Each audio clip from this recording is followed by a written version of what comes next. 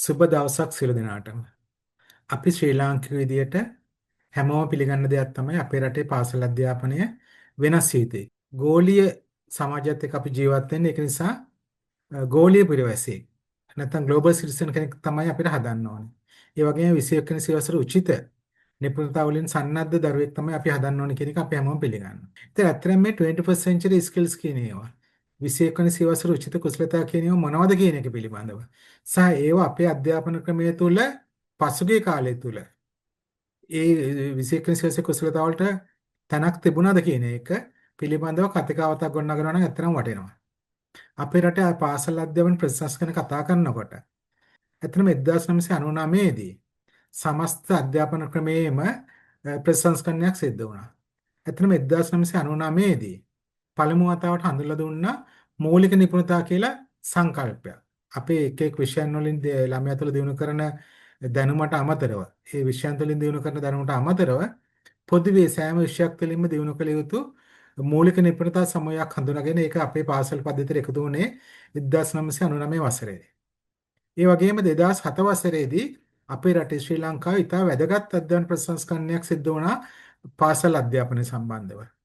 ඇත්තටම 2007 දී තමයි අපේ රටේ පාසල් පද්ධතියේ නිපුණතා පාදක අධ්‍යාපන ක්‍රමය හඳුන්වලා දුන්නේ. මේ නිපුණතා පාදක අධ්‍යාපනයත් එක්ක අපේ පාසල් පද්ධතියට හඳුන්වලා දුන්නා විෂය නිපුණතා සහ පොදු නිපුණතා කියලා සංකල්පයක්. ඇත්තටම විෂය නිපුණතා කියන්නේ එක් එක් විෂයන් තුළින් ළමයා තුළ දිනු කරන්න ඕන නිපුණතා.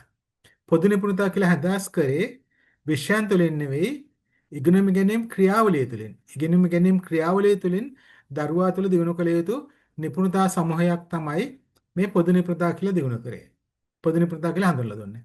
ඇත්තට මේ පොදු නිපුණතා තුළින් අපි කතා කරන 21 වෙනි සියවසට උචිත නිර්මාණශීලී දරුවෙක් ගොඩනැගීම සඳහා අවශ්‍ය පුද්ගල කුසලතා තමයි මේ පුද්ගල කුසලතා ලෙස මේ නැත්තම් පොදු නිපුණතාවල එක් කොටසක් විදිහට හඳුන්වලා දුන්නේ. ඒ වගේම මේ පොදු නිපුණතාවට හඳුන්වලා දුන්න පැහැදිලිවම සමාජ කුසලතා සමූහයක් දිනු කරන්න ඕනේ කියලා.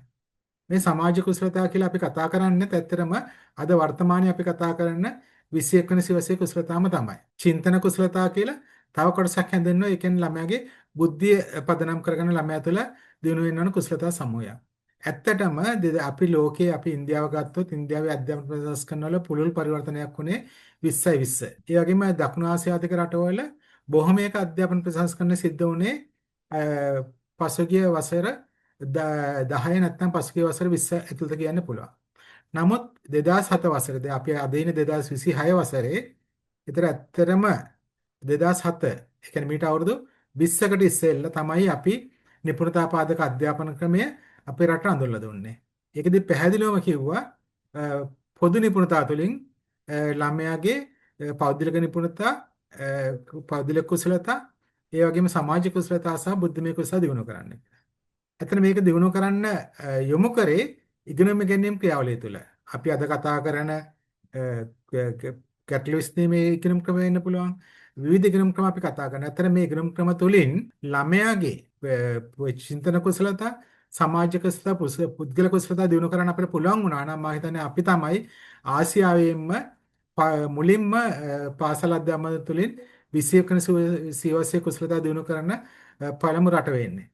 නමුත් අභාග්‍යයකට අපේ පාසල් අධ්‍යාපන ක්‍රමය තුළ 2007 අඳුල දුන්න පාසල් අධ්‍යාපන ප්‍රතිසංස්කරණ තුළින් අපේක්ෂා කරපු පොදු නිපුණතා ළමයා තුළ දිනු කරන තරම් ඉගෙනුම් ගැනීම ක්‍රියාවලිය පන්තිකමර මට්ටමින් වෙනස් වුන්නේ නැහැ. ගතානුගතක සම්ප්‍රදායික අධ්‍යාපන ක්‍රමයේ තුලින්ම තමයි එදා සිට අද වෙනකොනොත් තවමත් අපේ පාසලේ පන්තිකමනේ සිද්ධ වෙන්නේ. ඒක නිසා අපි බලාපොරොත්තු වෙනවා නම් මේ ඉදිරියට හරි අධ්‍යාපන ප්‍රතිසංස්කරණයක් සිද්ධ වෙන්න ඕන කියලා හරවත් විදියට වැඩි අවධානයක් යොමු කරන්න ඕනේ. ඉගෙනුම් ගැනීම ක්‍රියාවලිය තුළින් කොහොමද ළමයිගේ නිපුණතා දියුණු කරන්න කියන. ඒක මේවා සම්බන්ධව මම හිතන්නේ පුළුල් පදනමක් නැත්තම් අපි අන්ධකාරයේ අතපත ගන්නවා වගේ තමයි අලුත් අධ්‍යාපන ප්‍රතිසංස්කරණ ගැනත් හිතන්න වෙන්නේ. ඒක නිසා අධ්‍යාපන සම්බන්ධයයි වගේම රටේ සාමාන්‍ය ජනතාවටත් මේ අලුත් අධ්‍යාපන ප්‍රතිසංස්කරණ ගැන යහපත් අවබෝධයක් ලබා ගැනීම සඳහා අපි විශේෂ දේශනමාලාවක් ආරම්භ කරා. ජාතික අධ්‍යාපන ආයතනයේ හිටපු නියෝජ්‍ය අධ්‍යක්ෂ ජෙනරාල් දේශමාන ආචාර්ය අයියල්ගෙනගේ මැතිණිය එක්කේ නායකත්වයේ යටතේ අපි ආරාධනා කරනවා සියලු දෙනාට මේ වැඩසටහනට සම්බන්ධ වෙලා මේ දේශනාවල සම්බන්ධ වෙන්න කියලා. එතකොට ඔබට තේරුම් ගන්න පුළුවන් පසුගිය දශක ගණනාව පුරාම අපේ රටේ පාසල් අධ්‍යාපනයේ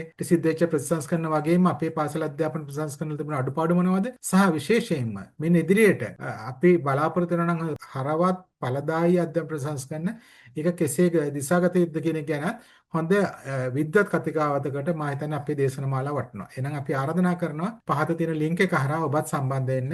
අලුත් දැනුම අපි එකට එකතු වෙලා බෙදාගමු අපේ රටට හොඳ අධ්‍යාපනයක් සකස් කරන්න හොඳ ඩිජිටල් වේදිකාවක් ගොඩනගමු.